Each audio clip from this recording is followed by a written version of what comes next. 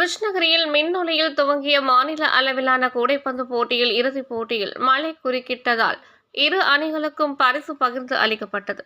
கிருஷ்ணகிரி மாவட்ட கூடைப்பந்து கழகத்தின் சார்பில் 7வது மாநில அளவிலான சாம்பியன்ஷிப் கூடைப்பந்து போட்டி கிருஷ்ணகிரி மாவட்ட விளையாட்டு அரங்கில் துவங்கி நடைபெற்று வந்தது.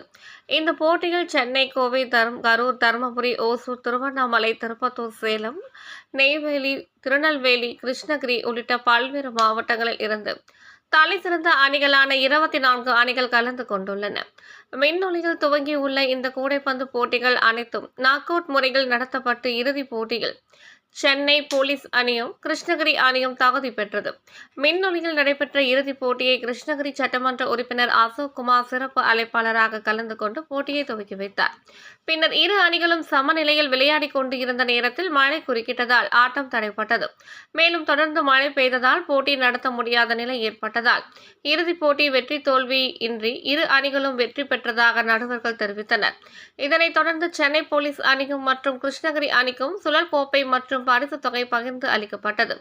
இந்த போட்டிக்கான ஏற்பாடுகளை கிருஷ்ணகிரி மாவட்ட கூடைப்பந்து கழகத்தின் தலைவர் கில்பர்ட், துணைத் தலைவர் ஸ்ரீதர், செயலாளர் ராகவேந்திரன், துணை செயலாளர் சபாஸ் பாஷா மற்றும் அன்புராஜ் ஆகியோர் சிறப்பாக செய்திருந்தனர்.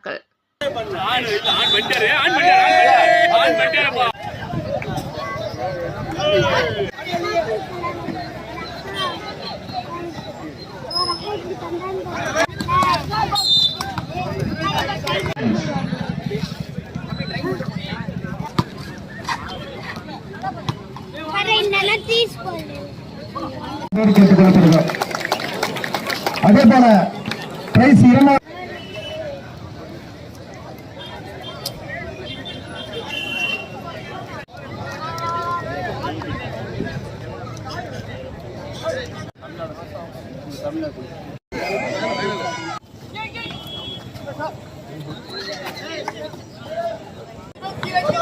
ब्लू टीम कृष्णगिरी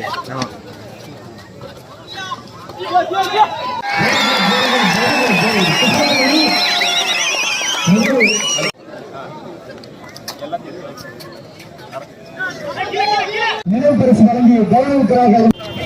அப்படியே பாருங்க.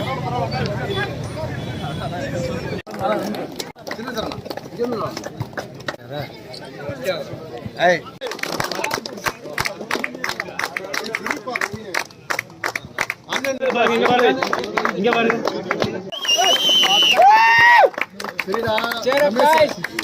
நல்லாவா சிரிங்கடா சரி ரமேஷ் 100 படாதா.